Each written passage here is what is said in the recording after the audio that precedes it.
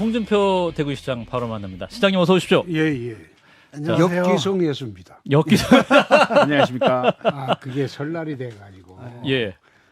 재산은 아무래도 아들들이 서울에 다 살기 때문에 내려오기보다는 제가 올라오는 게 훨씬 단초롭기 때문에 네. 역기성이었습니다. 네, 그 역기성 하신다는 제가 소식을 듣고 바로 요청을 드렸더니 우리 시장님이 우리 진중권 교수 보고 싶다고 해서 오셨습니다. 그렇죠. 우리 진중권 교수님은 사실 좀 판은 좀 틀리지만은 판은 틀리십니까? 그 당당하게 이제 좌파 우파에 대해서 중립적 입장에서 시원하게 말씀하시고 예. 또 옳은 말도 하시고 때로는 또 너무 편향돼서 이야기할 때도 좌파들이 그래도 한국 정치판에서 제대로 말씀하시는 분이라서 옛날부터 진 교수는 저는 저를 좋아하지 않았지만 난 진 박사 좋아합니다. 저희 인연이 굉장히 오래됐습니다. 저희가. 오래됐죠? 예, 오래돼가지고 그때 저 라디오 한 20년도 전에 또 인터뷰 끝난 다음에 같이 커피도 마시고 뭐 그랬었거든요. 저도 그때 굉장히 인상이 좋아가지고요.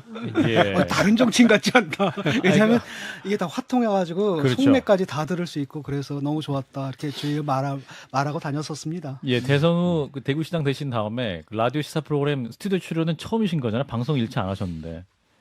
방송을 하는 게 적절하지 않다 싶어서 그래서 아침 방송에 뭐 10분, 20분 하는 전화 인터뷰 가끔씩 그게 뭐 적절한 거냐. 그래서 일치 안 하고 있다가 아무래도 박재홍 선수하고 진중권 박사가 이 프로는 역기성하러 이제 가는 김에 PD 선생이 자꾸 나와달라고 해서 그래 오늘 편하게 설이기 때문에 그렇습니다. 방담 형식으로 좀 편하게 했으면 해서 내가 오늘 왔습니다. 물론 뭐 사실 지금 전국에 제가 불편한 거는 별로 없죠. 갑자기 톤 자체가 바뀌셨습니다. 제가 불편한 거는 별로 없죠. 그래서 예. 저도 편하게 이야기할 수 있겠다 싶어서 아무래도 편하게 이야기할 수 있는 데는 여기가 제일 낫겠다 싶어서 잘하셨습니다. 예. 자, 그래서 오늘 첫 질문은 가장 좀 따끈따끈한 얘기부터 좀 여쭤봐야 될 것 같은데, 그 제3지대 4개 정당이 오늘 개혁신당이라는 이름으로 이제 통합됐다. 그래서 이낙연, 이준석 공동대표 체제로 설 이후 출발하게 됐습니다. 시장님께서는 이런 흐름을 어떻게 보셨습니까? 한국의 정당이 우선 성공하려면 첫째 대권 주자가 있어야 됩니다. 어떤 식으로든 대권 주자가 있어야 돼요. 그래서 지난번에 한번 안철수 신당이 나왔을 때도 안철수가 대권 주자로서 있었기 때문에 그 당이 일시적으로 이제 성공할 수 있었거든요. 마찬가지로 이번에는 대권 주자로 되는 이낙연 전 총리가 있기 때문에 조금 성공을 할 수 있지 않을까 그런 생각도 해봅니다. 이준석 전 대표는 지금 공동 대표인데 이준석 대표는 대권 주자로서 별로입니까? 좀 더 있어야 되겠죠. 좀 더 있어야 돼. 그래 건너뛰기에는 지금 중간에 사람들이 너무 많죠. 그래서 이준석 대표야 앞으로 정치를 30년을 해야 될 사람이고 그러기 때문에 조급하게 덤비지는 않을 겁니다. 이제 대권도 말씀하셨습니다만 이제 가까이 이제 60일 남은 총선에 과연 이 제3지대 개혁신당이 어떤 변수가 될 것이냐. 가장 중요한 거는 이제 호남의 민심이 제일 중요하겠죠. 호남이요. 안철수 의원이 호남을 싹쓸이 하면서 그 당시에 30몇 석을 차지하고 3당으로 올랐었거든요. 올라서고 난 뒤에 당을 제대로 운영하지 못하고 갈팡질팡하다가 그 당이 이제 없어져 버렸는데 아마 호남 민심의 향배가 제3지대 정당이 성공을 할 수 있느냐, 실패하느냐, 그게 아마 관건이 될 겁니다. 그렇군요. 그럼 결국은 이낙연 대표가 호남에 출마를 해야겠네요. 상징적인 의미에서. 출마 안 하고는 그걸 제3당을 끌고 가기 어렵겠죠. 그 이낙연 대표도 호남 출마하고, 그 다음에 이준석 대표도 영남 출마하고. 아, 그렇습니까? 그렇게 할 수밖에 없겠죠. 아하, 이낙연은 호남으로, 이준석은 영남으로 출마하는 길밖에 없다 이제. 그 수밖에 없겠죠. 근데 그 시장님께서 얼마 전에 그렇게 말씀하시지 않았습니까? 이준석 대표 대구 와도 힘들 거다 이런 취지의 말씀을 하셨는데. 그거는 그렇습니다. 사실 대구의 제3당이나 무소속이 당선되기에는 그거는 수도권보다 더 어렵습니다. 아하.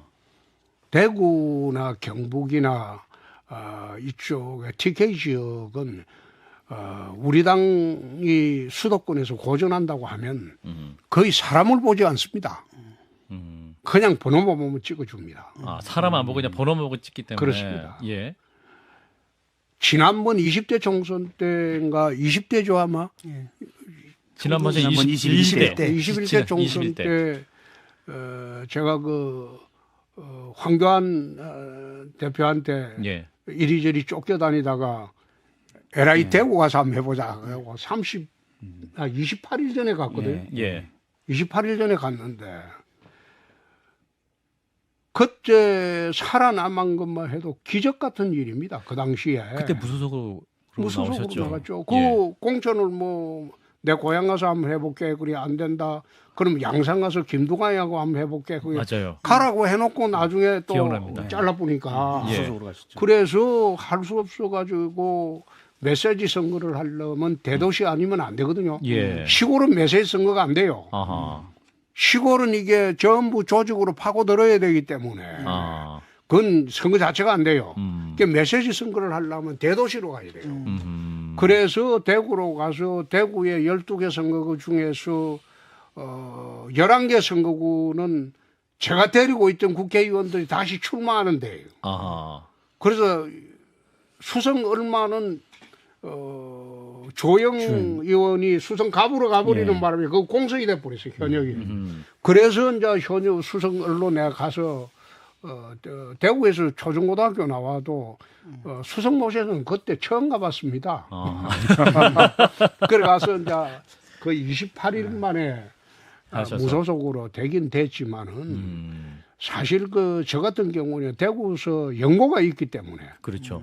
연고가 있기 때문에 그게 가능했던 것이고 이준석 대표는 대구 오면 아마 어렵지 않을까.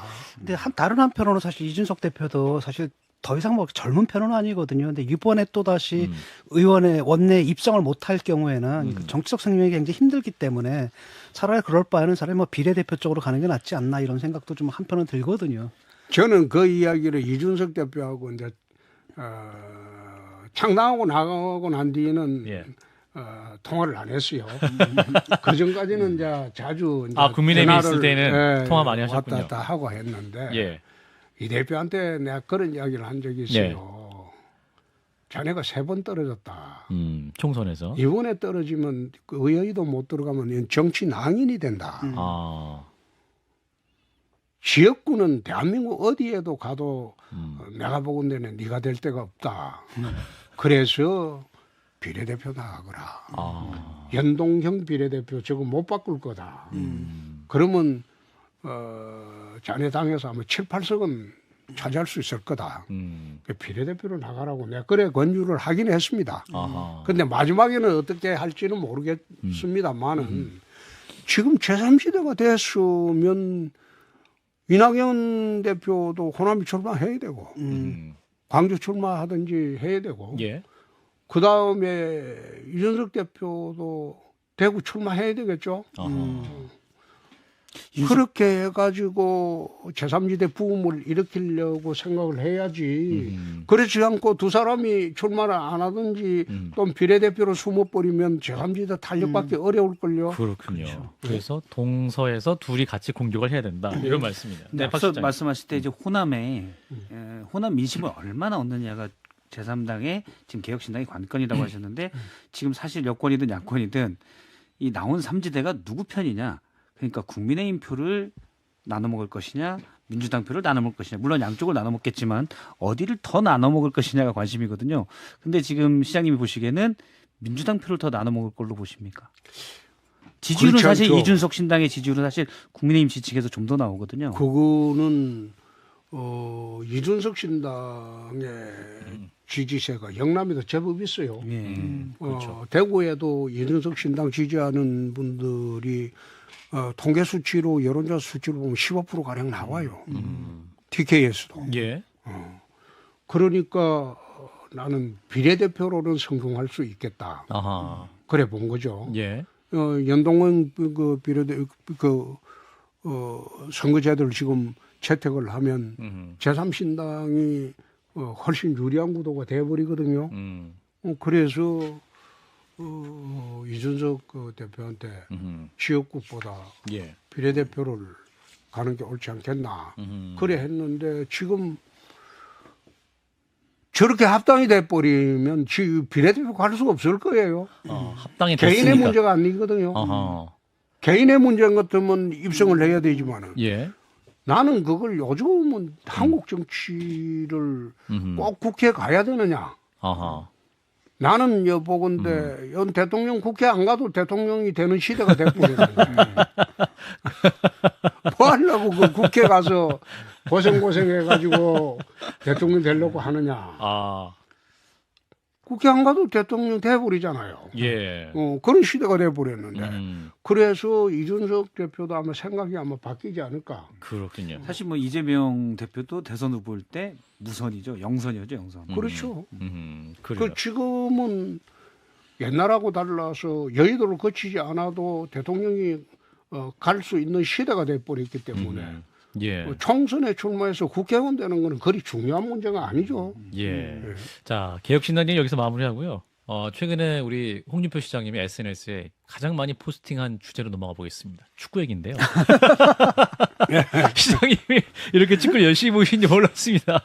아니 크리스마스 그게 아니고 내가 그 경남지사 할 때 경남 FC 구단주. 경영을 4년 4개월간 했어요. 예.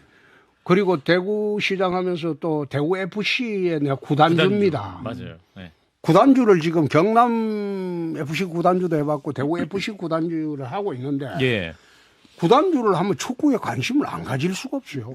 그게 대구 FC 구단의 구단주가 낸데 그러면 매 주말 되면 그 경기. K리그, K1 뭐 리그 그 예.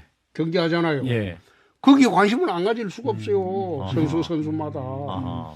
근데 이번에 축구하는 거 보니까 저 감독 저 갈아쳐야 되겠습니다. 클린스만 감독. 나는 그게 참 화가 나는 게 예. 대한민국을 얼마나 깔을 보면 음. 감독이라는 사람이 와가지고 선수들과 호흡할 생각 안 하고 밖에서 놀다가 해외에서. 어쩌다가 아르바이트 겸 한국 가면 또 왔다가 지금 한국 축구가요.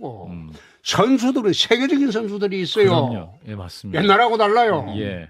그리고 감독들도 지금 옛날은 좁은 틀 속에서 보지만 지금은 뭐 인터넷이나 TV나 통해 갖고 세계 축구의 그 흐름을 EPL도 보고 예. 분데스리가도 보고 라리가도 보고 다 보고 연구를 해요. 예. 옛날하고 달라요. 예.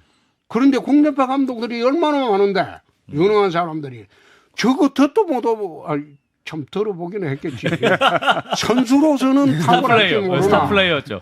저 사람은 감독으로서는 지금 0점인 사람이었거든. 아, 빵점이다. 아니 감독으로서는 경력 한번 보세요.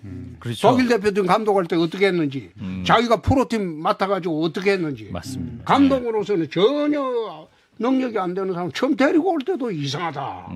왜 저런 사람을 데리고 올까? 그 연봉도 무지하게 세요. 연봉보다 센 게 더 위약금 아닙니까? 지금 뭐 나는 위약금 그거는 내가 어떤 약정을 맺었는지 잘 모르겠는데 예. 제가 그 경남 FC 감독을 들어갈 때 그 감독이 잘못해가지고 2부 리그 떨어졌을 때 예. 내 감독 해촉을 했어요. 아하. 내가 해촉을 했는데 이 감독이 소송을 걸었어요. 아하. 계약 기간 중에 연봉을 달라. 내가 안 준다. 그럼 프로다.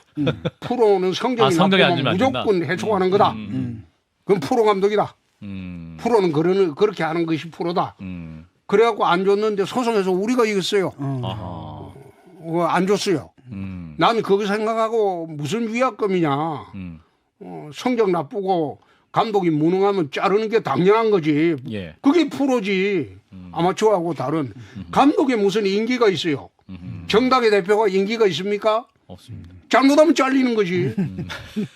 똑같아요. 감독 인기하는 게 그게 뭐이에요? 선수들은 달라요. 선수들은 자기가 연봉 계약을 하면 다치거나 이게 변수가 능력이 있으니까. 딸려도 끝까지 줘야 돼요. 그렇죠. 예. 규정에 선수는 걸어 그렇죠. 줘야 돼요. 예, 맞습니다. 그러니까 먹튀라는 말이 생기잖아요. 스포츠 굉장히 잘하시네요, 시장님. 아니, 먹튀라는 단어도 이렇게. 아니 그게 메이저리그 가보면 예.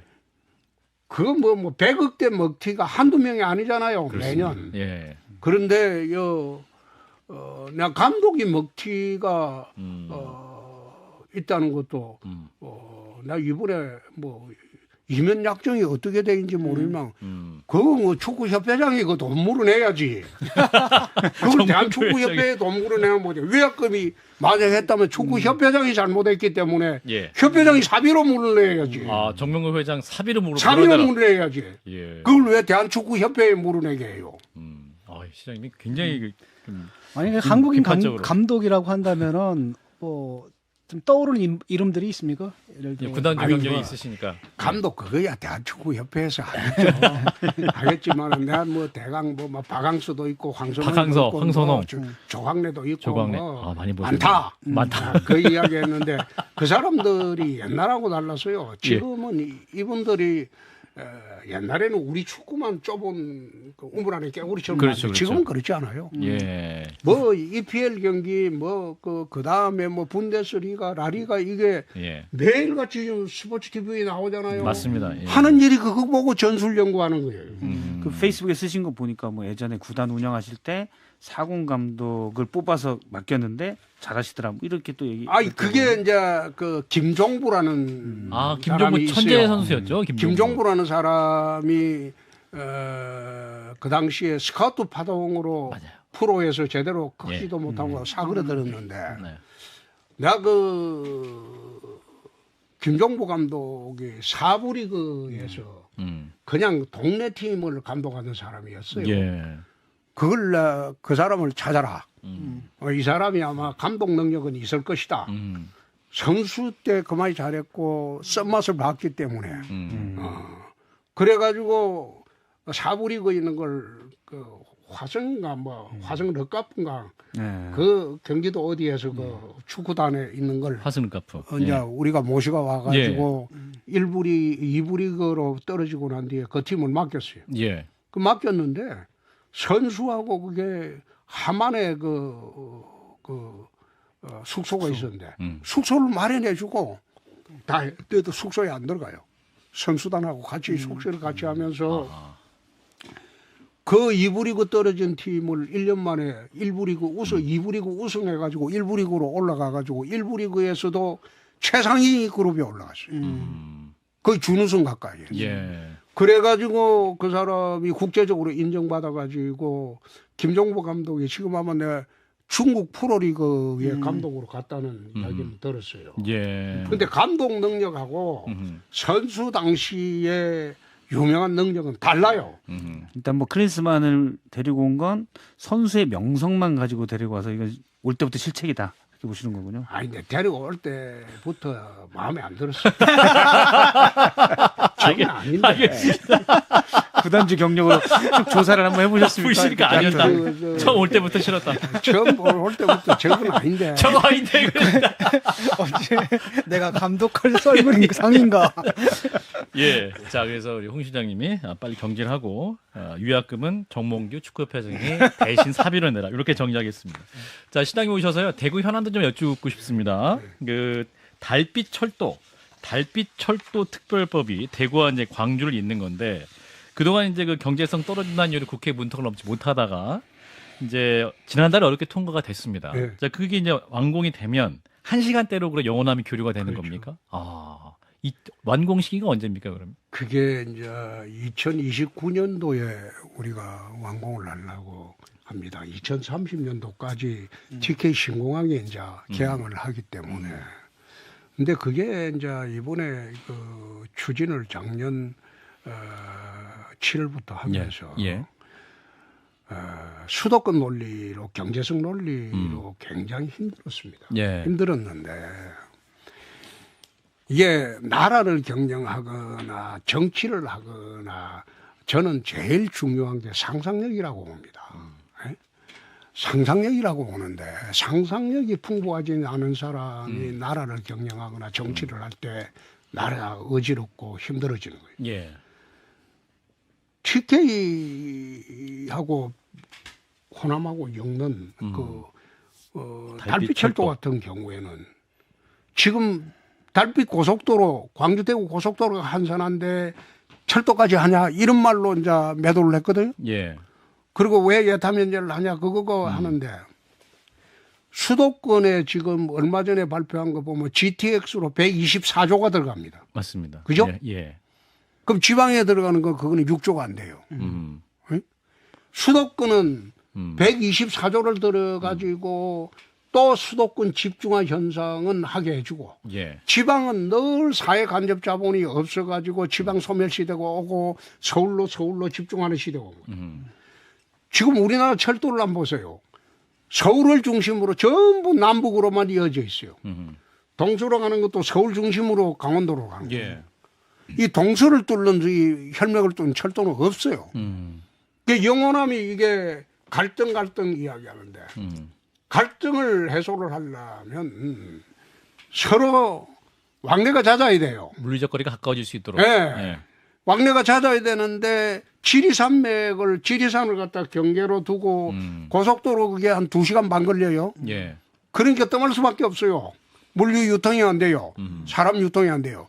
철도를 하면 1시간밖에 안 걸리기 때문에 그럼 가까이 왔다 갔다 할 수 있고 또 TK 신공항으로 철도가 이어지기 때문에 예. 신공항을 지금 만들면 그게 유럽 항로하고 미주 항로까지 다 우리가 확보를 합니다. 아하. 장거리 공항으로 예. 항공을 하는데 이 신공항을 확보하게 되면 우리나라 물류 수송의 98.2%가 인천공항으로 나가요. 예. 물류가. 예. 예.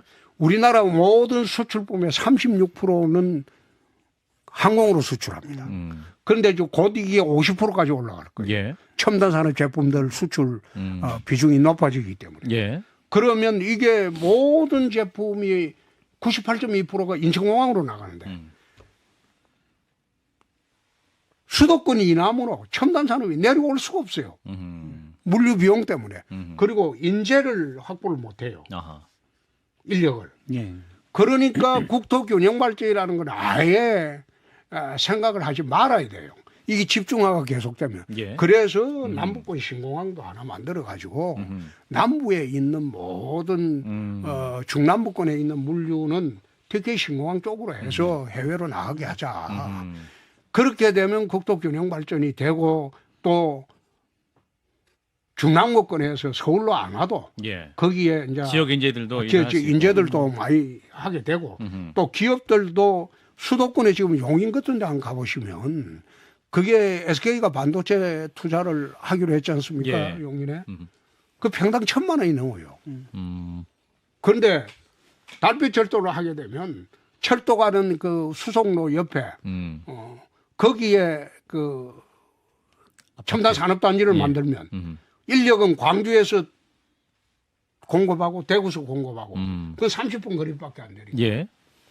그래 되면 거기는 땅이 평당 10만 원도 안 해요. 아, 그렇군요. 거기 10만 원도 안 하죠. 아하. 그런데 거기에 대단히 첨단 산업단지 만들고 인력 공급해주고 정주 환경 만들어주고 이러면 수도권에 복잡하게 살 필요가 없어요. 이게 국토균형 발전이니까 그런 측면에서 생각하고 그림을 그리고 나라 전체를 견인해 나갈 생각을 해야지 지금 그 북한의 김정은이가 서울에 핵폭탄 하나 떨어뜨리면 이 서울 시민 절반이 죽어보는데 그런 판에 지금 앉아서 인천공항에 저거는 또 장사정포 거리에 있어가지고 30분만 하면 저거는 하늘길이 막혀버려요 대한민국에.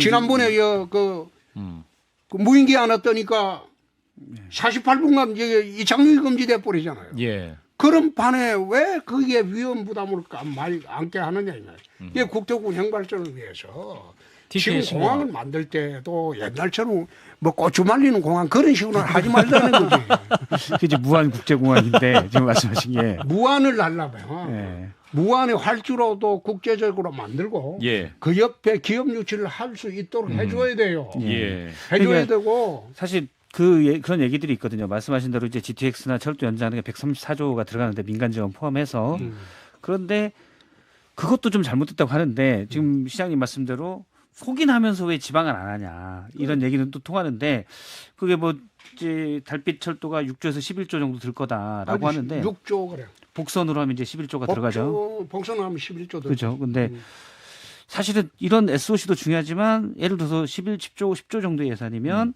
뭐 어떤 첨단 산업이 들어갈 수 있는 뭐 과학 뭐 이런 지원 센터나 이런 것들이 들어가서 먼저 그런 것들이 먼저 우선이 아닐까. 예를 들어 말씀하신 대로 무안 국제공항도 원래 광주나 이런 수출품 하겠다고 했지만 안 되잖아요. 가덕도도 사실은 좀 정치적 결정이다라고 하군 마당이어서. 그거는 지금 잘못 생각하고 있는 게 선우가 잘못됐어요. 사회 간접 자본하고 도로를 뚫어주고 그 다음에 사회 간접 자본을 깔아줘야지 옵니다. 예. 우리가 경부 고속도로를 처음에 박정희 대통령이 만든다고 했을 때 야당은 들어 누웠어요. 차도 몇 대 없는 판에 무슨 고속도로를 만드냐. 네? 예. 그런데 경부 고속도로 만들고 난 뒤에 우리나라의 가장 혜택을 본 게 자동차 산업입니다. 폭발적으로 성장을 했어요. 자동차 산업이. 자동차 산업 같은 경우에 부속품이 한 2만 5천 개 돼요. 차 한 대. 예. 그러니까 그 차를 한 대 만들면 관련 업체들이 2만 5천 개가 있어야 돼요. 연관 산업이. 항공기 같은 경우에 이번에 우주 항공청 만들죠. 예. 항공기 같은 경우에는 항공기 완성된 제품만 하려면 25만 개가 들어요. 부속품이. 예. 그러면 거기는 차의 10배 이상의 산업관리용 효과가 있어요. 마찬가지로 사회가전자본을 깔아줘야 돼요. 깔아놓고 그 다음에 기업 유치를 시작을 해야지. 기업 유치를 어떻게 뭐 지리산 꼴짜기에 기업 유치가 됩니까? 알겠습니다. 철도가 지나가야 또 오는 거지. 예, 달빛철도 TK 신공항 건설에 대한 홍 시장님 입장 들어봤고요. 자, 홍준표 대구시장님 설특집 인터뷰 함께하고 있습니다. 아까 시장님 언급하신 이준석 신당 지지율 여론조사는요. 영남일보와 TBC가 AC 리서치 의뢰 지난해 12월 9일에서 10일, 30일에서 31일 실시한 공동 여론조사고요. 구조화된 설문지를 이용한 ARS 조사로 15% 안팎의 지지율 기록했던 조치를 말씀하셨던 거고요. 자, 아니, 그 여론조사는 예. 나는 엉터리라고 봅니다. 아니 시장님 실컷 인용하셔도 아니요. 그게 잘못된 여론조사. 알겠습니다. 달서구 병에서 17, 중남구에서 13. 여론조사는 예. 나 여기 와서 공개적으로 이야기하기 어렵지만은 예. 잘못된 여론조사. 알겠습니다. 그러나 이준석 신당 지지율은 15% 이상은 있습니다. 알겠습니다. 자, 현안 얘기 좀 해보겠습니다. 지난 7일이죠. 이틀 전에 KBS 대담에서 대통령의 신년 대담이 있었습니다. 사전 녹화다. 그리고 뭐 형식을 두고 많이 말았는데 시장님께서 이제 청문 홍답 이렇게 해가지고 항상 국민들과 즉각적으로 소통하시는데 왜 녹화하냐? 그래서 우리 박성택 실장님은 다큐 찍냐? 뭐 이렇게 비판도 했는데 시장님 어떻게 보셨습니까? KBS 대담. 박근혜 대통령도 라이브로 한 일이 없죠. 예전에 그 탄핵 소추가 된 다음에 그때 정규제 TV에서 라이브를 했었죠. 대개는 정규제 TV하고 하는 거. 모든 기자들 이래 이제 앉혀놓고 프리스타일로 라이브를 한 일이 없죠. 아 그런가요? 실시간으로 한 적이 있었습니다. 그러니까 기자들이 있고 기자회견. 장관들이 한쪽에 좀 앉아 있고 예. 할 때 질문 받았을 때 한 번이 아니었을 거예요. 한 번 정도 한 했던 번 것 같아요. 하고 시급하고 그 다음부터 신년 기자회견은 대부분 라이브입니다. 신년 기자회견이 시겁하고 박근혜 전 대통령이 한 서너 번의 전체 기자회견이 3, 4일 정도 되거든요. 근데 그중에 제가 볼 때 그런 기자회견은 다 라이브예요. 예. 만약 이제 시장님이 대통령 하셨으면 분명히 라이브로 하셨을 텐데. 근데 그게 예. 이제 뭐 라이브로 하기 싫은데 뭐 지맘이지 그거.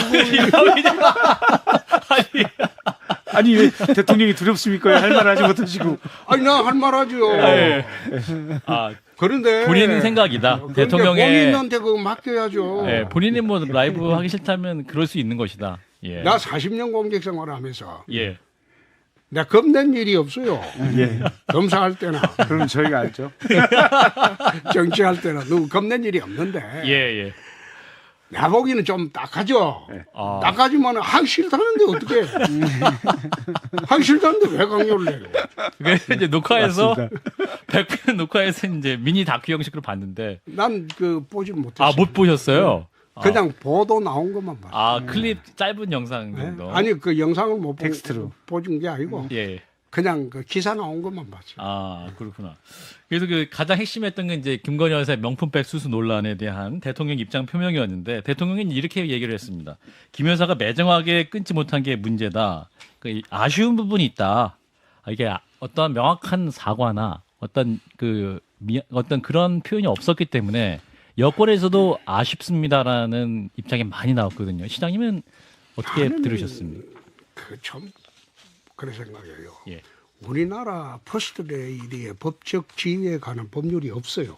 아, 퍼스트 레이디가 공무원도 아니에요. 선출된 것도 아니에요. 예. 그리고 퍼스트 레이디가 무슨 개인적으로 지인들한테 선물 받았으면 이게 뇌물이라고 뭐 이야기하는 사람도 있는데 그건 무식해서 하는 거예요. 공무원도 아닌데 왜 뇌물이야? 공무원이 직무상 받았을 때 뇌물이고 그냥 지인들로부터 평소부터 아는 지인으로부터 이제 가방을 하나 받았는데 예. 그 가방 받은 게 그게 나라를 흔들 정도가 됩니까? 그걸 그러니까 어떻게 보면 미운 거야. 미우니까 그 하는 짓이 더 미운 거야. 그런 이상한 심리가 작용해가지고 그 간단하게 정리하고 끝나야 할 가십성이라고 나는 봤어요. 아, 그런데 그게 무슨 국정을 뒤흔드는 국정이 돼버렸으니까 그걸 대통령실에서 왜 정무 판단을 그래 하느냐 이 말이야. 초기에 그거는 나와서 막을 수 있었는데. 아이고 내 처신 잘못했습니다. 한마디 하고 막 그냥 끝나야 될 문제인데 그걸 몰카니 아니니 그걸로 계속 물고 늘어지니까 문제가 커졌잖아요. 예. 네? 그래서 내가 앉아서 참 딱하다. 그래서 이참에 내가 그런 이야기를 한번 오늘 한 일이 있어요. 예. 법을 만들자. 광역단체장 부인도 똑같습니다. 지금 뭐 이재명 그 대표 부인 문제도 예. 계속 뭐 잊을만 하면 또 나오고 또 맞습니다. 나오고 이러는데 예. 그거 광역단체장 부인이나 퍼스트 레이디의 법적 지위 문제를 적어도 그 준공무. 규모에 봐서는 규모 국회의원 부인보다도 활동 규모로 봐서는 그 정도의 사람들에 대해서는 법적 지위를 어떤 식으로 부여를 해야 돼요. 예. 부여를 해놓고 잘못하면 사법 처리 들어가야 돼요. 그리고 거기에 어느 정도까지 지원하는 활동에 대한 지원하는 근거를 말해야 돼요. 제2부속실이 있느냐 없느냐. 난 그거 문제 아니라고 봅니다. 왜 그런 문제로 가지고 사람들이 감론을박하는지 내 이해가 안 되더라 이 말이야. 예. 제2부속실이 있어 본들 퍼스트 레이디가 잘못된 행동하는 거 제2부속실에서 제한하겠습니까? 할 수 있겠습니까? 대통령도 그런 맥락의 말은 했습니다. 아니 그러니까 그게 말도 안 되는 짓이야. 그 제2부속실이라는 게 지원하는 부서예요. 예. 응? 의전하고. 그렇죠. 예. 지원하는 부서인데 어전 지원하는 부서를 지원해서 새삼스럽게 만들 필요 뭐 있냐 이거야. 안 만들려고 했으면 거기서 끝나고 예. 차라리 법적 지위에 관한 것을 여야가 합의해서 만들어라 이 말이에요. 그래가지고 퍼스트 레이디나 광역단체 부인 정도 되면 어느 정도 법 준공무원 신분으로 딱 만들어 버리고 그 다음에 이제 지위에 따른 책임 문제를 명시를 하고 예. 그 다음에 어느 한도까지 지원할 수 있다는 지원 근거를 마련하고 그렇게 해야지 퍼스트 레이디가 대통령 전용기 타고 지 혼자 관광하러 인도까지 가는 일이 없어지지. 일단 이번 건 관련해서 시장님 말씀대로 뇌물죄는 해당이 안 되죠. 에이, 그게 어떻게 공무원도 아닌데. 공무원도 아니고 따라서 대가성도 없기 때문에 그렇죠. 해당이 안 되는데 사실 그런 맹점을 보완하고자 만든 게 청탁금지법이고 김영란법. 그래서 김영란법 이른바 그리고 김영란법에서는 공직자의 배우자는 해당이 돼요. 처벌 조항만 없고 100만 원 이하의 선물을 받으면 그 공직자가 거기에 대해서 처벌을 받을 수가 있거든요. 인지를 근데 했으면. 그 법에는 이제 저촉이 될 수가 있습니다. 그래서 이번 거는 그냥 관련 제도가 없어서 어쩔 수가 없어라는 건 아니고 법적인 건 사실 지금 있어요. 대통령이 거기다 안 했을 뿐이고 어떻게 생각하십니까? 난 그것도 참 그거하다. 그 억지로 갖다 붙이는 거 아니야. 근데 이제 시장이 아니고 시청에 지금 대구시청에 김 과장 그냥 예를 들어서 김 과장의 부인이 그렇게 받으면 처벌됩니다. 김 과장이. 아유, 나는 오늘 와서 처음 듣는데 그런 거 처음 듣는데 알겠습니다. 그런 걸 참 꼬치꼬치 알겠습니다. 캐내 가지고 얼굴 이어보려고 하는 것도 우스운 이야기야. 근데 시장님 말씀대로 상식적으로 하자 이 말이야. 알겠습니다. 상식적으로. 시장님 말씀대로 초반에 대통령이 잘 해결을 했으면 뭐 정확한 입장 표명 이랬으면 그냥 300만 원짜리 백의 문제로 넘어갈 수가 있는데 오랫동안 여기에 대통령이 사실은 침묵을 지키고 기다렸던 기자회견에서도 기자 간담회에서도 명확한 입장 표명을 안 해서 이때 이 문제는 이제 권력의 공정성에 대한 문제가 생겨버렸어요. 이제 이 문제는 300만 원짜리가 아니라 650조의 예산이 과연 잘 쓰이고 있느냐까지도 우리가 의문을 품을 수 있는 그런 문제가 된 거죠. 그거는 좌파 논리야. 그건 반대편은 그래서 시장님 우측에 앉아 있습니다. 그거는 알겠습니다. 반대편의 논리야. 예. 미우니까 계속 믿게 보이는 거야. 이해해 주려고 하는 게 아니고 오래도록 알았던 지인에 와서 그 사람이 백 하나 가져왔는데 그게 이번에 처음 가져왔겠어요? 화장품도 옛날에 가져왔을 수가 있겠죠? 그렇잖아요. 예. 뭐 우리가 해외 갔다 오면 비행기 속에서 화장품 하나 사가 이렇게 가져올 수도 있고 술 한 병도 가져올 수 있고 그게 지금 일상이잖아요. 그런데 그걸 갖다가 그거 가져오면서 몰카를 딱 해가지고 뭐 시계에 뭐 몰카를 했다나 그 나쁜 놈이지 그게. 제 목사는 나쁘죠. 그게 나쁜 놈이지. 그게 목사야? 알겠습니다. 홍준표 대구시장 만나고 있습니다. 그건 목사도 아니지. 진짜 나쁜 좌파 놈이지. 논리라는 거에 대해서는 윤석열 대통령을 좋게 보셨던 진 교수도 이 부분은 문제가 있다라고 얘기하는 걸로 저는 알고 있습니다. 뭐요? 어떤 부분? 아니 나쁘게 보니까 시장님께서 예, 여기까지 하고요. 예, 정치현안. 예산 문제랑 그렇게까지 하는 건 그 비약이지 논리에. 정치현안으로 가보죠. 이제 4월 총선이 딱 2달 남았는데요. 시장님께서 이번 총선구도 어떻게 판단하십니까? 이제 민주당에서는 이제 정권 심판해야 된다. 이제 여당에서 운동권 청산하자 이렇게 두 가지 프레임이 충돌하고 있습니다. 원래 그 야당은 언제나 그 정권 심판입니다. 예, 회고적 논리죠. 예, 지나온 일에 대해서 국민들이 심판해달라. 야당은 다 그래요. 근데 여당은 제대로 선거를 하려면 우리가 집권해 가지고 나라를 이래 한번 좋게 만들어 보려고 하는데 도저히 안 되니 우리가 그 이번 선거에 이겨서 이 나라를 어떻게 만들겠다. 미래 비전을 이야기해야 돼. 미래 비전을. 예, 그게 여당의 논리야. 예. 호소력이 있고. 나는 그 586 뭐 청산. 운동을 청산 뜬금없다. 한동훈 비대위원장이 가장 강력하게 아니 지금 그게 뜬금없다. 뜬금없다는 생각이 드는 게 586의 운동권이 민주당이 전부 다입니까?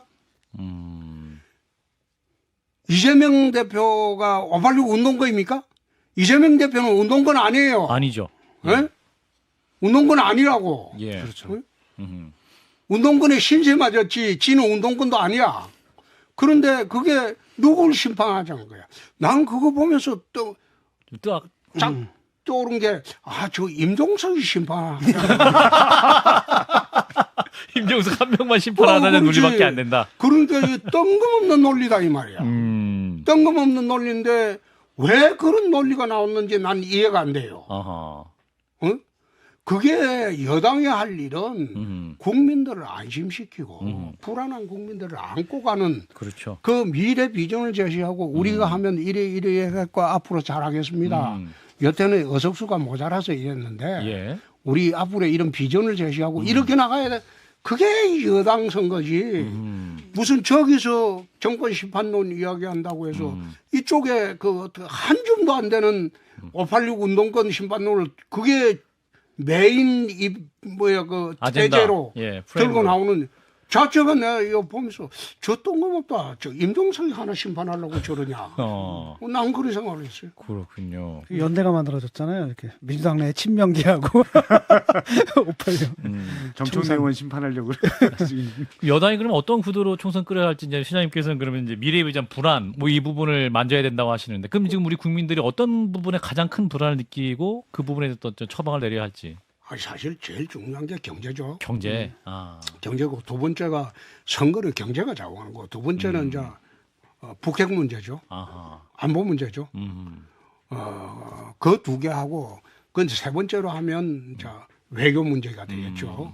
나라 생존을 위해서. 예. 지금 뭐 우크라이나도 그렇죠. 전쟁하고 예. 중동 전쟁도 벌어지고 하니까 그것이 이제 또 대만하고 지금 핫하게 붙어 있잖아요. 그렇습니다. 그럼 이게 대만하고 양안에서 문제가 터지면 우리나라 미국은 그쪽으로 가야 된다고. 예. 그래 되면 우리가 위험해지죠. 음. 그래서 이런 문제를 전체적인 그림을 그려가지고 그런 식으로 국민들한테 안심해도 된다. 그걸 심어주는 게 여당의 역할이라고 나는 봅니다. 어제 이제 한동훈 비대위원장이 연탄 봉사하는 장면도 아주 큰 화제를 모았었는데 한동훈 비대위원장 한 달간 비대위원장 행보는 어떻게 보셨습니까? 아까 이제 586 청사는 약간 좀 어떤 큰 프레임을 적절하지 않은 것 같다 말씀하셨습니다만. 내가 거기서는 말 안 하기로 했어요. 어떤 말을 안 하시려고 하니까 한동훈 비대위원장에 대해서는요? 한동훈 비대위원장에 대해서는 내가 일체 말 안 하기로 했어요. 이번에는 이게 정권 전체를 가르는 예. 선거 전체에 가르는 그 태제 문제이기 때문에 예. 그건 불가피하게 이야기하는 거고 예. 나머지 강론 자질구레하게 연탄하고 셀카 찍고 이런 거는 내가 이야기 안 하기로 했어요. 지금 여기서 볼 때는 표정으로 이야기하고 계세요. 네, 이야기 안 근데 하기로 얼마 전에 그 사실은 좀 그 충돌이 있지 않았습니까? 용산하고 유난 한동훈 비대위원장. 갈등. 예. 근데 그 당시에 그 사건을 어떻게 보셨는지 궁금합니다. 뭐 충돌이랄 것도 없죠. 충돌은 아니었습니까? 시장이 보시기에는? 아니 그게 용산에서 임명한 건데 예. 임명한 게 조금 말 안 듣고 비껴나가니까 예. 임명권자가 화가 좀 나겠죠. 예. 그게 무슨 충돌입니까? 충돌이라는 거는 비슷한 세력이 붙을 때 충돌이고 일방적인 상하강인데 아하. 그러니까 그건 충돌이라고 할 수도 없죠. 사실 그러면 이제 보시기에는 용사에서 제압했다라고 볼 수 있는데 근데 임명한 비대위원장이 더구나 20년 넘게 측근이었던 분이 반기를 드는 모습도 상당히 이례적이었거든요. 거기에 대해서는 어떻게 보세요? 대통령에 대해서 한동훈 비대위원장이 반기를 강하게 들었던 부분. 반기를 뭘 강하게 들어. 반기를 강하게 들 수 있는 배짱이나 있어요. 사퇴 그건 압박을- 없어요. 그런 배짱 없습니까? 아이, 그거는 언론이 만들어주는 거지. 아. 예쁘게 만들어주는 거지. 아하. 그건 그래 될 수가 없어요. 그 조직이나 그 상명하복 세계에 검찰. 그 평생 뭐 상당한 오랜 기간 동안 살았던 사람이 하루 아침에 어떻게 바뀌어요? 그게. 아하. 근데 최근에 그또 보면 여러 여론조사에서 그 유력한 대권 주자로 계속 올라가고 있지 않습니까? 그러니까 그 시장님의 이제 뭐랄까 잠재적 경쟁자가 될 수도 있는데. 아니 난 그런 생각 안 해요. 그런 생각 안 하십니까? 나는 그런 생각 초도 안 해요. 아하. 지금은 앉아서 예. 그래 해야지 선거가 됩니다. 아하. 저기는 상수고 아하. 여기는 변수예요. 예. 어? 이재명이 상수고 아. 그다음 한동훈이 변수예요. 아하. 근데 한동훈 위원장이 이재명이하고 원래는 이재명 대 윤석열이 게임이다가 지금 이 게임으로 하기가 어려워지니까 이재명 대 한동훈으로 지금 구도로. 게임을 만들어가기 위해서 아하. 일부 여론기관이나 언론에서 청부를 받아가지고 여론조사 그래 하고 있는 거예요. 청문을 받아가지고. 네? 그렇게 해야지 지금 총선이 지금 아. 이재명 대 한동훈 구도로 가는 거예요. 예. 아, 그러면 이게 그 수치 자체가 한동훈 위원장에 대한 선호라기보다는 보수하지 못하는 선거 구도상으로 이렇게 그렇죠. 수치다. 아니 대통령이 지금 앉아서 임기가 2년도 안 지났는데 그러니까요. 그게 자기 조사한다는 게 그게 상식적으로 말이 됩니까? 저는 그건 좀 이상한 것 같습니다. 그런 게 예. 택도 아닌 짓들이지. 예. 근데 왜 그런 짓을 하느냐? 예. 이재명 윤석열이 구도에서 이재명 한동훈 구도로 만들기 위해서 아하. 여론조사 기관하고 일부 언론이 짜고 장난치는 거라 이 말이야. 난 거기에 대해서는 전혀 신경 안 써요. 큰 의미 없는 조사. 아니, 사실 의미도 없어요. 한동훈 말씀하신 대로 한동훈 비대위원장을 정치 일선에 최한복판에 불러낸 건 앞서 이제 용산에서 임명했다고 하셨으니까 대통령이거든요. 그 전에도 한동훈 위원장은 사실은 차기 대선 주자 중에 한 명으로 홍 시장님도 계시니까 한 명으로 분류가 됐었는데 직접 일선 최일선으로 불러낸 건 사실 대통령이었어요. 그러니까 사실 그 작업은 대통령이 먼저 차기 권력이 될 수 있는 분을 전면에 세웠던 거죠. 그렇죠. 네. 그러니까 지금 말씀이 안 된다고 했던 부분이 사실 대통령이 말씀이 안 되는 걸 했어가지고. 아니 어느 정권에서나 2년도 안 된 전 정권이 자기를 내세우는 전례는 대한민국에서 한 번도 없어요. 거의 성공한 전례도 없어요. 그 성공한 전례도 없어요. 그래서 2인자 키우는. 아니 2인자를 키우는 사람이 어디 있어요? 아, 그래요. 지금 말씀해서 가자면 그런데도 불구하고 2년도 안 지났는데 내세웠기 때문에 한동훈은 차기가 아니다. 자기고 아니고 나는 그게 관심이 없습니다. 알겠습니다. 이번에는 총선용이야. 알겠습니다. 총선용. 총선용이다. 총선이야. 아, 알겠습니다. 그래 총선에서 지금 어떻게 판이 짜지느냐 그걸 갖다가 총선의 판을 윤석열 대 이재명으로 짜버리면 대통령한테서 부담이 너무 커요. 그러니까 총선 실패할 경우에 그러니까. 패배할 경우에 그래요. 음. 그러니까 그걸 한동훈으로 짜기 위해서 아하. 언론기관하고 여론조사기관이 짜서 지금 돌아가는 구조가 그래 되어 있는 거죠. 알겠습니다. 근데 그걸 알만한 사람은 다 알 거예요. 언론사가 그렇게 짜는 경우는 별로 없습니다. 전직 언론인이라는 말씀인데. 자, 홍준표 시장 뵙고 있는데요. 이제 국민의힘 공천 작업 이제 진행되고 있고, 근데 얼마 전 김성태 전 원내대표가 공천 컷오프 판정에 반발했습니다. 당의 결정에 대해서 암처럼 퍼진 핵관들의 정치 보복이다. 특히 이제 박성민 의원, 이철규 의원을 딱 거론을 하면서 불출마해라 뭐 이런 얘기까지 나오고 있는데 시장님 어떻게 보십니까? 지금 이제 당내 공천 갈등이 좀 더 커질 수 있을까요? 중진들에게 험출마 얘기도 나오는데. 나는 뭐 커지고 안 커지고 간에 예. 김성태 같은 사람을 컷오프한 것은 이 당이 선거에 이길 생각으로 하는 것이 아니라 아니라. 특정인을 죽이기 위한 그런 작업이었다. 난 그래 봅니다. 김성태 의원 컷오프. 지금 해당되는 사람이 성태 딱 한 사람이에요. 예. 그런데 강서에서 김성태 제끼고 딴 사람 내세워 본들 그거는 선거 실패입니다. 나는 수도권에서 정치 활동을 오래 했던 사람. 동대문에서도 그렇죠. 당선되셨었고.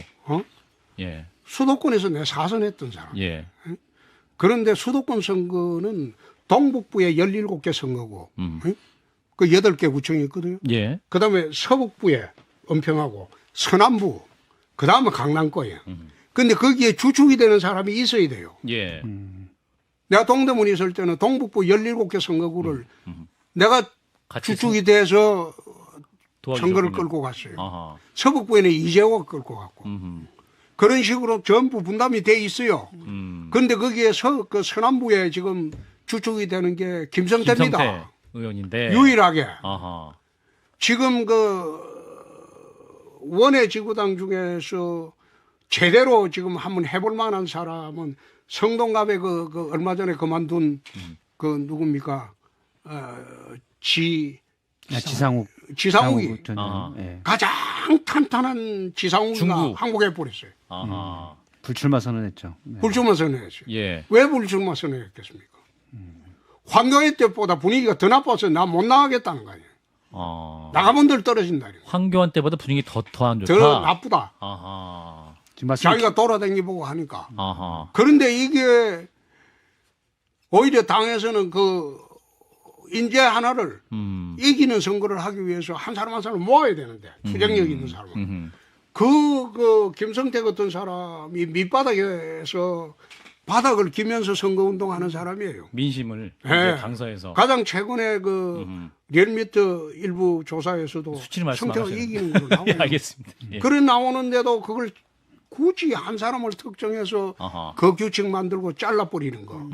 그거는 나는 선거 이길 생각이 있고 있는 사람들이 하는 짓이냐. 안 그러면 이게 패거리들이 장난치는 거냐. 아하. 난 그래 봤어요. 그렇군요. 뭔가 장난치는 것 같다라는 말씀까지 드렸고요.